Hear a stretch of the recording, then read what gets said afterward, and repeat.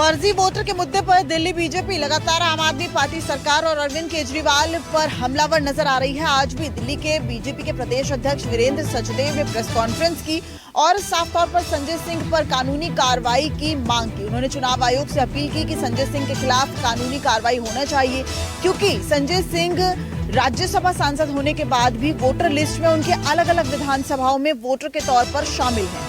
BJP ने आरोप लगाया कि संजय सिंह चूंकि राज्यसभा के सांसद वो 2018 में बने थे, उस वक्त वो हरिनगर विधानसभा के वोटर थे, जो कि तमाम दस्तावेजों में दिखा रहा है। और उसके बाद संजय सिंह इस वक्त भी नई दिल्ली विधानसभा के साथ साथ तिलकनगर विधानसभा के भी वोटर लिस्ट में मौजूद है। यानी कि एक ही शख्स अलग अलग विधानसभा का वोटर कैसे हो सकता है। वहीं कुछ दिन पहले संजय सिंह अपनी पत्नी के सामने मीडिया के सामने आए थे और उन्होंने कहा था कि उनकी पत्नी पूर्वांचली हैं और मेरे ऊपर पूर्वांचलियों के अपमान का आरोप भाजपा लगा रही है। दरअसल संजय सिंह ने कहा कि उनकी पत्नी का नाम नई दिल्ली विधानसभा से काटे जाने की अपील भाजपा ने चुनाव आयोग में की है।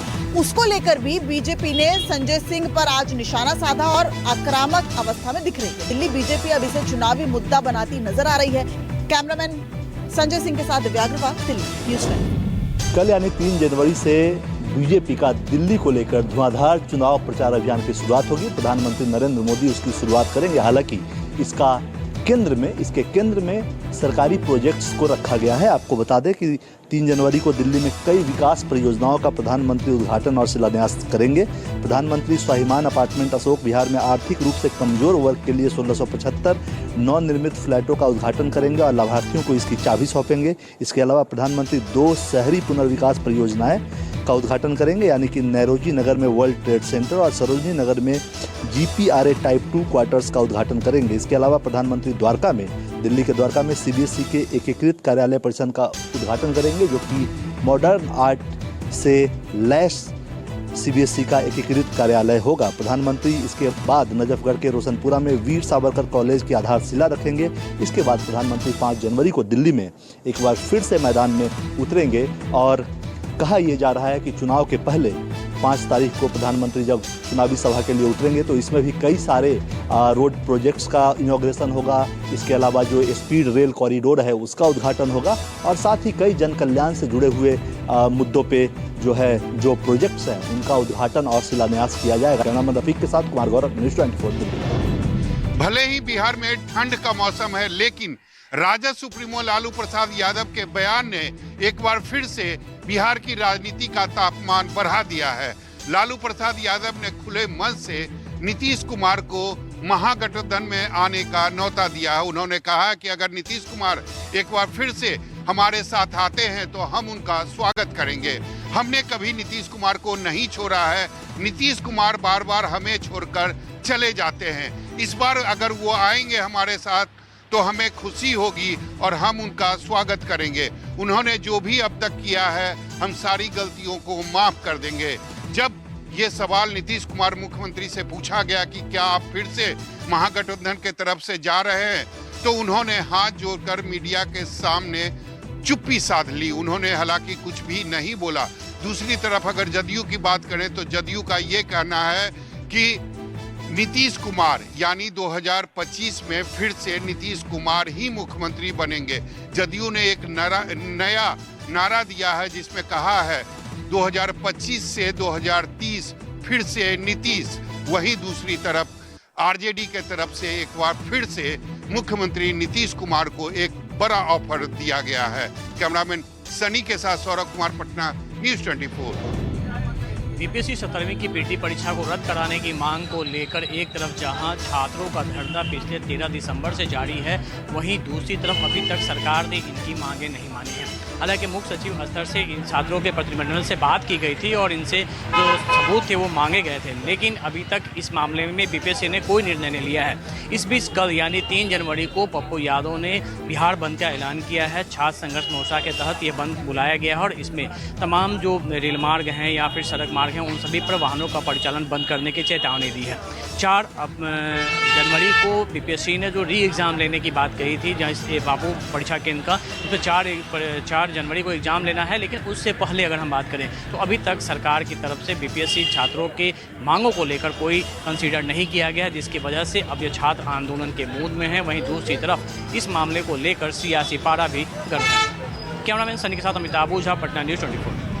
इस सर्दी के मौसम में किसानों का धरना प्रदर्शन पंजाब और हरियाणा के बॉर्डरों पर लगातार ही चल रहा है, चाहे वो शंभू बॉर्डर हो, जहां फिर खनौरी बॉर्डर पर किसानों के जोश में किसी भी तरह से कोई कमी दिखाई नहीं दे रही। और यही कारण है कि जगजीत सिंह डल्लेबाल का जो अमरण अनशन है वो 38वें दिन में शामिल हो चुका है। और आज इसी को लेके ही सुप्रीम कोर्ट में सुनवाई भी हुई, जिसमें पंजाब के डीजीपी और पंजाब के चीफ सेक्रेटरी वीडियो कॉन्फ्रेंस के माध्यम से उपस्थित भी हुए। और वहीं पर सुप्रीम कोर्ट ने इस मामले को लेकर तल्ख टिप्पणियां भी की हैं। और इसके साथ साथ सुप्रीम कोर्ट ने भी साफ कर दिया है कि उनका सीधा सीधा यदि मतलब निकाला जाए तो डल्लेबाल का अमरण अनशन तोड़ना नहीं बल्कि उसको मेडिकल सहायता देना है। और वहीं पर ही आज किसान नेता जगजीत सिंह डल्लेबाल ने भी पार्टी बनने के लिए एप्लीकेशन लगाई हुई थी, लेकिन वहीं पर सुप्रीम कोर्ट ने साफ कर दिया कि उनके द्वारा जजों की एक कमेटी बनाई गई है जहां पर किसान नेता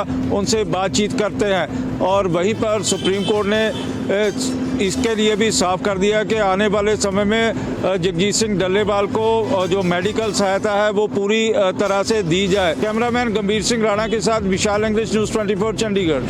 सपा मुखिया अखिलेश यादव ने योगी सरकार पर आरोप लगाते हुए कहा है कि महाकुंभ के आयोजन में योगी सरकार आम और खास के बीच भेदभाव कर रही है।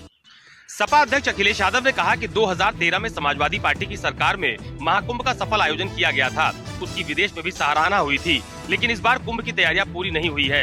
असुविधा और अव्यवस्था है। महाकुंभ में आने वाला हर श्रद्धालु बराबर होता है। अखिलेश यादव ने कहा कि योगी सरकार का ध्यान प्रचार पर ज्यादा है, जबकि सरकार को श्रद्धालुओं की सुविधा और सहूलियत का ध्यान देना चाहिए। अखिलेश ने ये भी कहा कि योगी सरकार में महंगाई और बेरोजगारी चरम पर है। बीजेपी सामाजिक दूरी और भेदभाव बढ़ाने का काम कर रही है। अखिलेश यादव ने बीजेपी पर आरोप लगाते हुए ये भी कहा है कि बीजेपी विपक्षी नेताओं की छवि खराब करने की साजिश भी करती है। कैमरा पर्सन मिंटू सिंह के साथ अशोक तिवारी, लखनऊ न्यूज़ 24। 2026 के विधानसभा चुनाव में मुख्यमंत्री ममता बनर्जी पूरी रणनीति बनाना शुरू कर दी है। इसी के तहत मुख्यमंत्री ममता बनर्जी ने आज नौनो में एक अहम बैठक की है और बैठक में ये निर्णय लिया गया है कि मुख्यमंत्री ममता बनर्जी द्वारा जो भी परियोजना यानी जो भी योजनाएं चलाई जा रही हैं, उस योजना का जनता को लाभ पहुंच रहा है कि नहीं। वाकई मुख्यमंत्री ममता बनर्जी लक्की भंडार यहाँ पे चलाती है, कन्याश्री है, स्वास्थ्य साथी है और ऐसे कई जो यहाँ पे युवाओं को लेकर क्रेडिट कार्ड है, जो छात्र पढ़ते हैं उनको लेकर सारी योजनाएं चला रही है। और महिलाओं के लिए विशेष करके लक्की भंडार योजना बंगाल में चलती है, इसकी विशेष चर्चा किया जा रहा है। और मुख्यमंत्री ममता बनर्जी जन जन तक कैसे पहुंचा जाए और जो बंगाल में लगातार टीएमसी के ऊपर में भ्रष्टाचार करप्शन के आरोप लग रहे थे, उन सब चीज को कैसे दुरुस्त किया जाए, इसकी पूरी रणनीति बनाने में जुट चुकी है। तो वहीं इसी के तहत डायमंड हार्बर के सांसद अभिषेक बनर्जी सेवाश्रम एक शिविर का आयोजन आज कर रहे हैं। यहाँ पे 7 जो विधानसभा है डायमंड हार्बर में, सभी लोगों को मुफ्त में यहाँ पे स्वास्थ्य सेवाएं दिया जाएगा, लोगों की चिकित्सा किया जाएगा, ब्लड प्रेशर, शुगर और मेडिसिन की व्यवस्था किया गया है। और यहाँ पे कैसे लोगों को स्वास्थ्य उनका ठीक ठाक किया जाए, जनता के बीच में कैसे संदेश दिया जाए, इसको लेकर अभिषेक बनर्जी यहाँ पे पहुंचे हुए हैं। कैमरामैन पंकज के साथ मनोज पांडे, न्यूज़ 24 कोलकाता। सीमा पार बने लॉन्चिंग पैड में सैकड़ों की तादाद में आतंकी मौजूद हैं, जो जम्मू कश्मीर में घने कोहरे की आड़ में घुसपैठ की फिराक में है। आतंकियों की घुसपैठ करवाने में मदद कर रही है पाकिस्तान की एसपीजी कमांडो। करीब 300 एसपीजी कमांडो जो है उनकी मौजूदगी, उनकी मूवमेंट देखी गई है पीओके के निक्याल, कोटली और हजीरा इलाके में। इन एसपीजी कमांडो के साथ आतंकियों के आका मौजूद हैं, जिनमें पाकिस्तानी सेना के कर्नल तैमूर और मेजर आदिल। इन्होंने एक खुफिया मीटिंग की है रफीक नाई और शमशेर नाई से। ये आतंकियों के वो आका हैं जो लगातार आतंकियों को घुसपैठ करवाने में मदद कर रहे हैं। हमारे जवान चाहे बीएसएफ के हो, चाहे भारतीय सेना के हो, बेहद ज्यादा अलर्ट है। और हमारे बहादुर जवानों के होते हुए हमारी सरहद पर कोई आतंकी तो क्या कोई परिंदा भी पर नहीं मार सकता। कैमरामैन आरके कोल के साथ पंकज शर्मा, न्यूज़ 24 जम्मू। जम्मू कश्मीर के मुख्यमंत्री के तौर पर पदभार संभालने के बाद उमर अब्दुल्ला ने आज श्रीनगर में अपनी पहली एक बड़ी प्रेस वार्ता की, जिस दौरान उमर अब्दुल्ला से पूछा गया कि बीजेपी लगातार 370 हटने के बाद दावा कर रही है कि कश्मीर के मसले का पूरा हल निकल गया है और कश्मीर मसले को सुलझा दिया गया है, उस पर वो क्या सोच सकते हैं। इसके जवाब में उमर अब्दुल्ला ने कहा कि क्या बीजेपी ये मानने के लिए तैयार है कि जो जम्मू कश्मीर का हिस्सा अभी भी पाक कब्जे के नीचे पीओके के रूप में है, वो पाकिस्तान को वो हिस्सा दे दिया जाए। लेकिन वो उनकी सोच जो है, उमर अब्दुल्ला ने कहा कि कश्मीर का मसला अभी हल नहीं हुआ है और ऐसे में वो जरूर इच्छा रखते हैं कि कश्मीर का मसला जल्द से जल्द हल हो जाए। कैमरामैन मुजफ्फर रशीद के साथ आसिफ साहब, Srinagar, news 24। Maharashtra state transport महामंडल में 2000 करोड़ के घोटाले का शक है। मुख्यमंत्री देवेंद्र फडणवीस ने इस मामले में कॉन्ट्रैक्ट पर ली गई 1310 बसों की कॉन्ट्रैक्ट रद्द कर दी है। इसके अलावा ट्रांसपोर्ट डिपार्टमेंट के अपर सचिव को जांच का आदेश दिया है। अब आपको समझाते हैं कि यह पूरा मामला क्या है। दरअसल एसटी महामंडल ने 2022 में 44 रुपये प्रति किलोमीटर के हिसाब से 500 बसें किराए पर ली थी, लेकिन चुनाव आचार संहिता से ठीक पहले स्टेट ट्रांसपोर्ट ने 1310 बसों का टेंडर निकाला और 3 कंपनियों से 1310 बसें किराए पर ली, जिसके लिए किराया तय हुआ 34 रुपये 30 पैसे प्रति किलोमीटर से 35 रुपये 40 पैसे प्रति किलोमीटर। लेकिन इस टेंडर में एक कंडीशन थी कि डीजल अलग से, यानी डीजल का इन कंपनियों ने 20 से 22 रुपये प्रति किलोमीटर चार्ज किया। इस हिसाब से देखें तो पिछले टेंडर के मुकाबले 12 से 14 रुपये प्रति किलोमीटर एसटी महामंडल का घाटा हुआ, जो कि लगभग 2000 करोड़ के करीब होता। कैमरा राजेंद्र के साथ इंद्रजीत सिंह, न्यूज़ 24, मुंबई। राजस्थान का उत्कर्ष कोचिंग सेंटर एक बार फिर से विवादों में है। इस बार यहाँ पर इनकम टैक्स के अधिकारियों ने छापेमारी की कार्रवाई की है और यहाँ पर सुबह से ही इनकम टैक्स के अधिकारी छापे की कार्रवाई को अंजाम दे रहे हैं। न केवल जयपुर में स्थित उत्कर्ष कोचिंग सेंटर के, बल्कि जोधपुर में स्थित इसके हेड ऑफिस के साथ साथ कई दूसरे राज्यों में स्थित कोचिंग सेंटर पर भी इसी तरह की छापेमारी की कार्रवाई एक साथ शुरू हुई है। आरोप है कि ये छात्रों और उनके अभिभावकों से जमकर मनमाने तरीके से फीस तो वसूलते हैं, लेकिन उसका आधे से भी कम दाम बताकर इनकम टैक्स में टैक्स की चोरी कर रहे थे। इसके अलावा छात्रों की संख्या भी काफी ज्यादा होती है हर क्लास में, बावजूद इसके टैक्स के रकम को बचाने के लिए ये लोग छात्रों की संख्या को भी कम बता रहे थे। इसके अलावा जो धन था उसे विदेशों में भी गलत तरीके से भेजने का आरोप इन लोगों पर लगा है और इसी के चलते उत्कर्ष कोचिंग सेंटर जैसे बड़े कोचिंग सेंटर पर अब इनकम टैक्स की पूरी कार्रवाई हुई है। कैमरामैन सोहन सिंह के साथ श्रीवत्सन, जयपुर, न्यूज़ 24। ये कहानी गदर फिल्म के किरदार तारा के जैसी है। पाकिस्तानी युवती के प्रेम में पागल अलीगढ़ का एक युवक बगैर किसी वीजा पासपोर्ट के पाकिस्तान पहुंच गया। अलीगढ़ जिले के थाना बरला के गांव नगला खिटकारी का एक युवक बादल बाबू सोशल मीडिया प्लेटफॉर्म पर एक पाकिस्तानी महिला को दिल दे बैठा। युवक महिला के प्यार में इस कदर पागल हो गया कि वो उससे मिलने के लिए पाकिस्तान तक पहुंच गया।